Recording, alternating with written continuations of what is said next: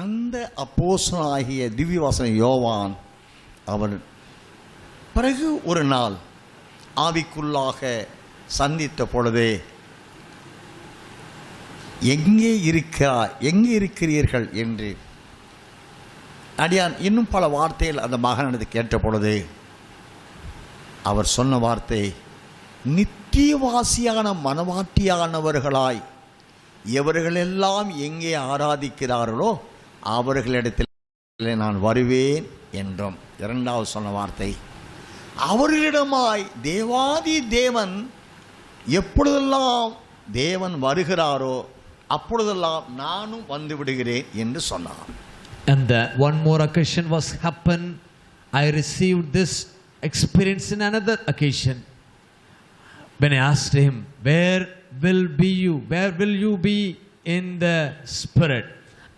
He was responding to me, whenever the spirit of God, whenever the people of God who are saints of God gather together and worshiping me, I will be presenting among there. The Lord himself will present there. The place where the Lord present, I also will be there presenting among the saints of God. ஏனென்றால் யோவான் 22ஆம் அதிகாரத்திலே பேதுருவுடன் சொல்லுகிறார், இவன் காரியம் என்ன என்று பேதுரு கேட்ட பொழுதே, நான் வருகிற வரைக்கும் இவன் இருக்க சித்தமானால் உனக்கு என்ன, நீ என்னை பின்பற்றி வா என்று சொன்னார். When in the book of John, verse number 22, you can see chapter 11, that when Peter was asking the Lord, what about this man? He was inquiring about John. The Lord responded him, even if this man has to live even up after my death also, what bothers you? You just follow me. ஆகையினாலே சீசர்களுக்குள்ளே யோவான் மரிப்பது இல்லைன்னு பேசிக்கொள்ளப்பட்டது. So for up to that instance, among the disciples it was a speech that the John is not going to die. மனவாட்டியானவளுக்கும் தேவனுடைய வாக்குத்தத்தம், நாம் மரிப்பது இல்லை, ஆயினும் கடைசிய காலம் துணிக்கும் பொழுது நாம் எல்லாரும் ஒரு நிமிஷத்திலே ஒரு இமைப்பொழுதிலே மறுரூபமாக்கப்படும் என்று 1 கொரிந்தியர் 15ஆம் அதிகாரம் 52ஆம் வசனத்தில் தேவன் வாக்கு பண்ணியிருக்கிறார். In 1 Corinthians chapter 15 verse 52, the Lord has promised us that even the bride also will not face the death. Yes. The Lord is giving such a promise, the deathless eternity. சபையில் உள்ள பூர்ண ரூபவதியான மனவாட்டியானவர்கள் மரிக்காதவர்கள் ஆனபடியினாலே இந்த மரிக்காத கூட்டத்தை தேடி மரிக்காத தேவ வாக்குத்தத்தத்தை உடைய திவ்ய வாசகனாய் யோவான் வருகிறார்.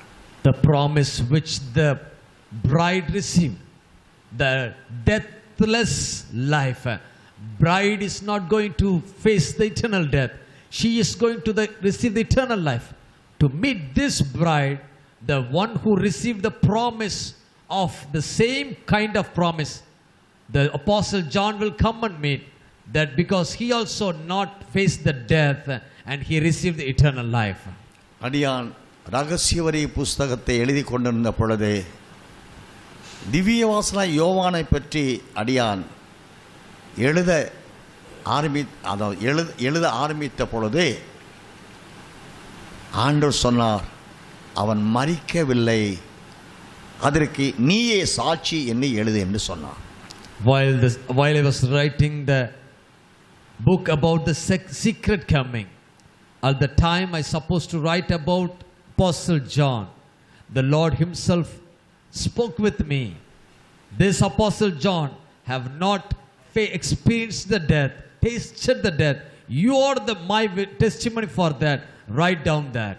அப்பொழுது அடிமை ஆண்டவர் நோக்கி, ஆண்டவரே, வரலாற்றும்படி அவர் எபேசு பட்டணத்திலே அவர் இரத்த சாட்சியா மரித்தார் என்றும், யோவான் 22ஆம் அதிகாரத்திலே சீசர்களுக்குள்ளே அவன் மரிப்பது இல்லை என்றும் அவர்கள்தான் சொல்லிக் கொண்டார்களே தவிர வரலாற்றின்படி அவர் இரத்த சாட்சியா மரித்தார் என்றும் வரலாறு சொல்லுகிறதே, அதை குறித்து என்ன ஆண்டவர்னு கேட்டேன். I was inquired to God about that. The Lord, in the Gospels it's written that the John the Apostle is not going to face death, but according to history in the land of Ephesus, This apostle was put into murder and he was killed. The history is telling like that. What about this, O Lord? How can I write this? தீர்க்கதரிசிகளின் தேவன் உண்மையுள்ளவர்களின் தேவனாகிய நான் சொல்கிறது உண்மையா, வரலாற்றால் சொல்றது உண்மையா, அத மனுஷன் சொல்றது உண்மையா என்று கேட்டார். The Lord asked me in return, do you believe what the humans or historical writers say, or the Lord God who is alive, I am speaking, to whom's words you going to believe? என் நேசமே, நீர் உண்மையுள்ளவர், நீ சொல்லுகிறதான் உண்மை என்று நான் அப்போஸ்தலனாகிய திவ்யவாசன யோவான் மரிப்பது இல்லை, அதற்கு அடிமையான இந்த அப்போஸ்தல ஆசீர்வாதம் சாட்சி என்று எழுதியிருக்கிறேன். I have written in my book that this apostle John is not going to taste the death. For this myself, the servant of God, I Asirvadam is the testimony I have written in my book. அப்படி என்றால் மணவாட்டி சபையில் உள்ள மணவாட்டி சபையில் உள்ள எல்லாரும் மணவாட்டி அல்ல, மரணம் இல்லாதவரே மணவாட்டி.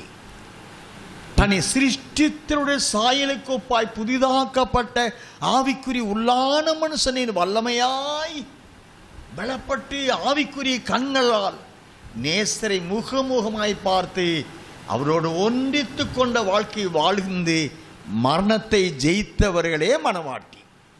All those people, all those saints who are in the bride church is not the so-called bride, only the people who kept themselves pure, protecting their holiness, overcame Satan and filled with the glory of God, and those people only will be called as the bride.